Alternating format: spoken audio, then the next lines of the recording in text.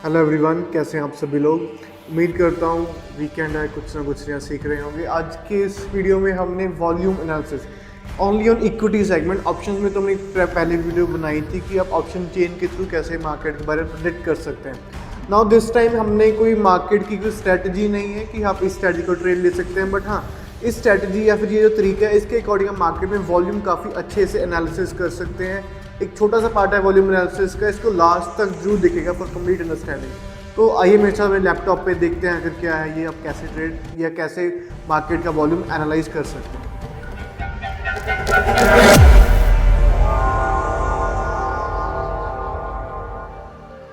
ये मैंने एक एसबीआई का ग्राफ खोला हुआ है। हम देखिए आज की इस जो इंडिकेटर हम बेसिकली करेंगे, तो इसमें हम इस इंडिकेटर का नाम जो है वीवैप।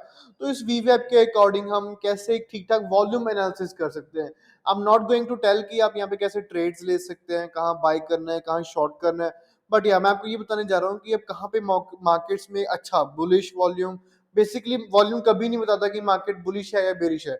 वॉल्यूम का जैसे एक सिंपल काम होता है बताना कि मार्केट में ट्रेडिंग बहुत ज्यादा हो रही है। तो वीवीएफ के तरीके से हम ये फाइंड कर सकते हैं कि मार्केट में किस लेवल पे ज्यादा ट्रेडिंग हो रही है, कहाँ पे हम एंटर हो एज अ ट्रेडर, तो हमें एक अच्छा खासा मोमेंटम मिल सकता है। तो सबसे पहला काम क्या है, मैं गया इंडिकेटर्स में, I will type here VWAP, volume weighted average price. मैं इसकी सेटिंग्स में गया। सबसे पहले मैं बैंड मल्टीप्लायर इसे ऑफ कर दूंगा। यहाँ से स्टाइल्स आगे सारे ऑटोमेटिकली अनटिक हो जाएंगे वीवैप को छोड़ के। मैं इसे ऑफ किया। मैंने सोर्सेज में जाके मैंने इसे क्लोज पे करना है। जो एवरेज इनका वॉल्यूम निकालेगा हर कैंडल के क्लोजिंग के अकॉर्डिंग ही निकालेगा। अब देखिए आपको ये वीवैप की पतली सी लाइन दिख रही होगी, मैं इसे थोड़ी सी डार्क कर देता हूँ ताकि आपको देखने में थोड़ा इजी रहे। मैं ठीक है। अब जब कभी भी देखिए वीवैप की लाइन बिल्कुल सीधी जा रही है तो आप देख सकते हैं क्लियरली स्टॉक में कोई मोमेंटम नहीं है। अब जो एक मेन नोट करने वाली बात है, कभी भी सुबह 9:15 वाली जो एवरेज होती है या 9:15 वाला मोमेंटम होता है या फिर 3:15 वाला मोमेंटम, उसको छोड़ के हमने उसके अलावा देखना है कि इसके थ्रू हम कैसे, कभी भी कोई भी चीज है जो सुबह सुबह एंड आफ्टर जब मार्केट क्लोज हो रही है तो वॉल्यूम सुपर हाई होता है, उस टाइम हमने जज नहीं करना किसी भी इंडिकेटर के किसी भी स्ट्रेटजी को। हम एक नॉर्मल आफ्टर 9:30 बिफोर 3 PM उसके बीच बीच में हम कैसे मार्केट का वॉल्यूम जज कर सकते हैं वो हम करेंगे। अब एसबीआई का शेयर देखिए काफी साइडवेज चल रहा था 24 तारीख 28 तारीख को, आप देख भी सकते हैं। एंड उस टाइम वीवैप की लाइन भी कहीं पे भी नहीं जा रही थी, बट अब हमें यहाँ से क्या पता लगा कैसे ट्रेड ले सकते हैं क्या है। सबसे पहले तो आप देखिए यहाँ पे मार्केट में एक रेजिस्टेंस का लेवल है। अब चलिए मार्केट में रेजिस्टेंस नहीं, थोड़ा बात करते हैं सपोर्ट की। मार्केट में आप क्लियरली देख सकते हैं यहाँ पे एसबीआई ने सपोर्ट तोड़ा अपना। सपोर्ट तोड़ने के साथ जब पहले वीवैप भी बिल्कुल शांत साइडवेज ही चल रही थी, सडनली गिरने लगी और गिरने भी काफी शार्प गिरने लगी यहाँ पे। तो जैसे ही यहाँ पे एक शार्प डाउनफॉल वीवैप में देखने को मिला, दिस इज द चांस कि हम एक्सपेक्ट कर सकते हैं मार्केट में एक ट्रेडिंग बहुत हाई शुरू हो गई है। एंड मार्केट में उस दिन तो खास मोमेंटम नहीं आया 3 बजे तक भी। उसके अगले दिन मार्केट जब खुली, वीवीएफ तो खैर डाउन जाएगा कि गैप डाउन खोली थी, उसके बाद मार्केट में एक अच्छा खासा मोमेंटम देखने को मिला। अब आप सोचेंगे हम इसके अकॉर्डिंग हम ट्रेड कहाँ ले कैसे लें। सबसे पहले तो आप यहाँ पे भी जब वीवैप की लाइन में एक शार्प डाउनफॉल देखने को मिली, एक बड़ी तीखी सी शार्प डाउनफॉल, तो वेट कीजिए ये वाला लेवल को ब्रेक होने का। अब मार्केट ने ये वाला लेवल ब्रेक किया तो यहाँ पे एक शॉर्ट पोजीशन आप ले सकते थे, बट या मार्केट यहीं तक ही आई। बहुत यहाँ पे स्टॉप लॉस भी रखते तो स्टॉप लॉस तो हिट नहीं हुआ, तो बाद टारगेट भी खास हिट नहीं हुआ होगा। अगर स्कैल्पर है तो कुछ ना कुछ आप लेकर निकल गए होंगे, अदरवाइज मोमेंटम के लिए तो उस दिन कोई मोमेंटम नहीं देखने को मिला। बट अगले दिन मार्केट ने पहली 15 मिनट कैंडल में बेस फॉर्मेशन की यहाँ पे, जब जैसे ही ये टूटा वीवैप दिखे suddenly all of the sudden थोड़ा सा ऊपर गया कि फिर कैसे टूटने लग गया। ये हमें क्या इंडिकेट कर रहा है कि मार्केट में यहाँ से एक अच्छा खासा डाउनफॉल देखने को मिल सकता है, बिकॉज ट्रेडिंग या कहीं मार्केट में वॉल्यूम सुपर आई है। एंड वीवैप शांत नहीं हुई, कंटिन्यूसली गिर ही रही थी।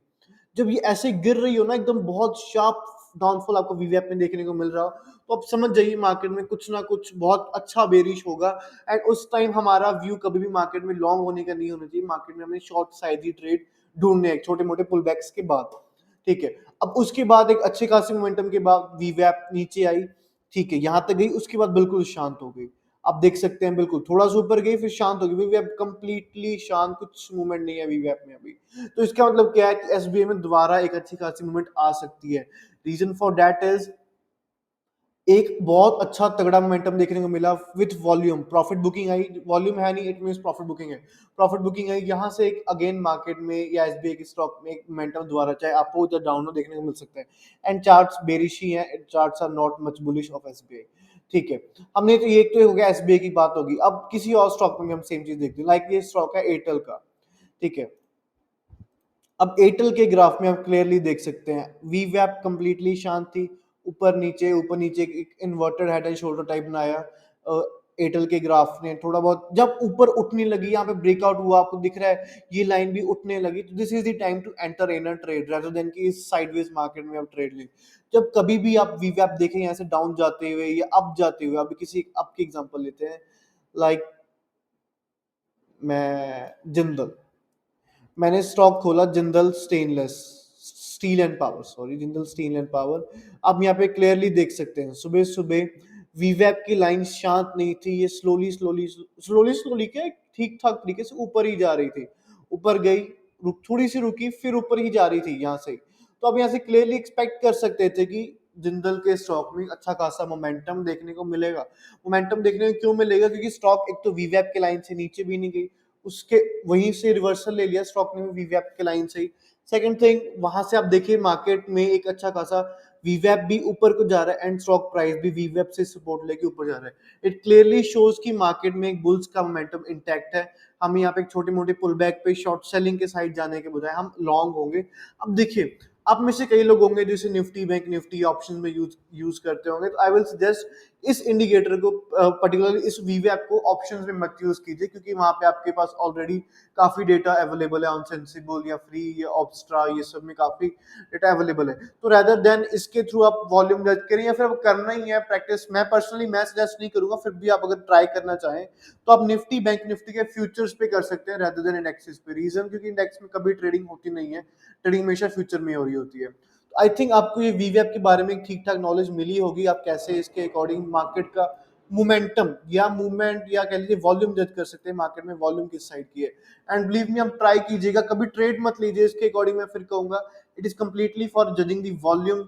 वॉल्यूम कैसे आप एनालाइज कर सकते हैं, आप ट्राई कीजिए, साथ में उन्होंने कुछ पुरानी स्ट्रेटेजीज की हैं उससे अप्लाई कीजिए एंड सी आपका जो धीरे धीरे आपको कैसे इसका काफी फेमिलियर होंगे, आपको काफी कुछ समझ में आएगा इसके बारे में। तो आज की छोटी सी वीडियो में इतना ही था इस वीडियो के बारे में, मिलते हैं अगले फिर किसी वीडियो में।